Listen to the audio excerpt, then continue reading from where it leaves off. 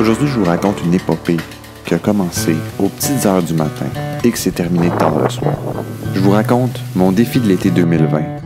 Montréal-Québec, 275 km via le chemin du roi. Je vais vous vendre le punch. Je suis arrivé sain et sauf 1 heure avant mon temps prévu. Ce dont je voudrais parler aujourd'hui, c'est de la préparation et de l'aventure en tant que telle, le chemin parcouru. Suivez-moi.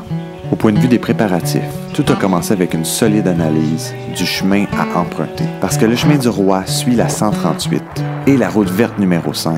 Mais parfois, il faut faire des petites entorses afin d'avoir un chemin qui est beaucoup plus simple. Je me suis aussi beaucoup intéressé au vent, afin de savoir quand et comment produire un effort et où sauver de l'énergie. Parce que sur 275 km, l'important, c'est de ne pas se brûler en partant. Et c'est aussi pour sauver de l'énergie que j'ai emprunté un Tarmac SL7. L'idée, c'est de profiter des gains aérodynamiques qu'offrait le vélo afin de sauver de l'énergie et arriver plus vite à destination. D'un point de vue sécurité, j'ai aussi opté pour un maillot qui était beaucoup plus visible et j'ai installé des lumières sur le vélo. Parce qu'on sait quand ça commence, mais on ne sait pas nécessairement quand ça finit. Enfin, dernier préparatif, mais non le moindre, je me suis apporté 2 paquets de blocs, des jujubes, 4 gels et 5 barres. L'idée, c'était de prendre 100 calories aux 45 minutes, afin de ne pas manquer d'énergie. C'est donc ainsi que je suis parti à l'aventure au petit matin. J'ai eu de la chance parce qu'après seulement 5 km, j'ai rencontré 2 kinésiologues qui, eux aussi, allaient à Québec. On s'est donc suivi pour un petit bout, parce que se passer des relais peut nous aider à sauver beaucoup d'énergie. Ça n'a pas pris de temps qu'on est sorti de l'île, mais l'Anaudière allait nous réserver bien des surprises.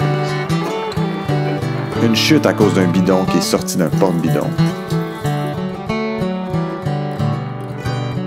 Et bien que Berthierville soit vraiment magnifique, bordé du fleuve, on a eu 2 crevaisons, principalement dues à l'état de la route. Malgré tout, c'est avec l'esprit du guerrier qu'on a repris la route, un peu en retard sur notre temps. Et qu'on est enfin arrivé en Mauricie, une région que j'affectionne particulièrement. C'est simplement magnifique. Il y a le fleuve, il y a des champs, il y a des villages pittoresques et quelques curiosités. C'est aussi dans cette région qu'on retrouve 3 rivières, un spot parfait pour arrêter si vous aimez le café. Comme c'est à mi-chemin, c'est aussi un bon endroit pour arrêter et manger. Après le lunch, on a repris la route. Après quelques dizaines de kilomètres,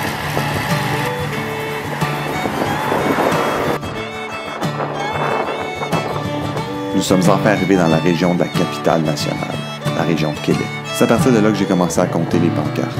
Chaque pancarte était comme un décompte, un compte à rebours vers mon arrivée finale. Passé 225 km, la concentration était un peu moins là. Et c'est là que je me suis rendu compte que la 138 ne suit plus le chemin du roi à partir de Saint-Augustin-des-Monts. Bien que j'ai pas suivi mon trajet original pour les 20 derniers kilomètres, je suis quand même arrivé au pied du château Frontenac, comme je l'avais dit. Après une petite séance photo, question de vous partager l'aventure, j'ai remarqué qu'il commençait à faire noir. La nuit tombe relativement vite à la mi-septembre. Je suis donc rentré à mon hôtel, le Château Laurier.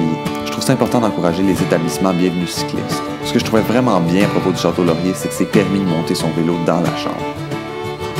J'aime garder un œil sur ma monture. Bref, si vous vous demandez comment je suis revenu, non, je suis pas revenu vent de face. Je n'ai pas refait les 275 km en vélo au retour. J'ai plutôt profité de Québec. Ma copine est venue me rejoindre. On a pris des drinks.